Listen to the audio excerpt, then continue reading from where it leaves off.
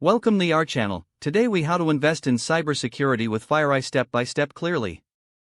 To begin investing in cybersecurity with FireEye, first familiarize yourself with the company.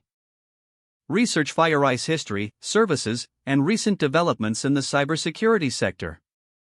Visit their official website to gather information about their products and solutions. Look for investor relations sections that provide insights into financial performance and company news. Next, assess the current market trends in cybersecurity to understand the industry's potential. Identify key competitors of FireEye and compare their performance metrics. Create a stock trading account if you do not already have one. Choose a reputable brokerage that allows you to buy and sell shares easily. Once your account is set up, fund it with an amount you're comfortable investing.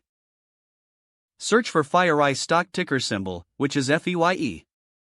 Analyze FireEye's stock performance using trading tools offered by the brokerage. Review recent earnings reports and analyst recommendations. Determine whether to buy, hold, or sell based on your research and market trends. If you decide to invest, place a buy order through your brokerage platform. Consider setting a target price for selling your shares in the future. Monitor FireEye's stock performance regularly.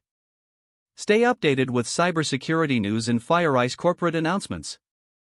Reassess your investment periodically to ensure it aligns with your financial goals.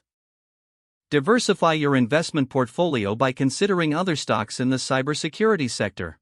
Keep an eye on major cybersecurity events, as these can impact stock prices. Engage with community forums or financial news platforms for additional insights.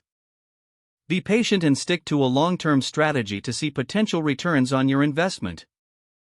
If the page does not load, refresh the browser or try again in a private or incognito window.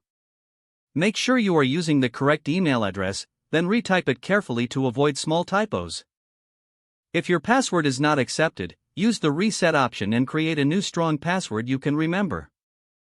Check your spam folder for verification or security emails, then complete any requested confirmation steps. Enable two-factor authentication if available to improve account security and reduce unauthorized access risk. After signing in, review your profile details so your contact information and settings are accurate and current. Don't forget to like this video and subscribe to our channel for more step-by-step tech guides.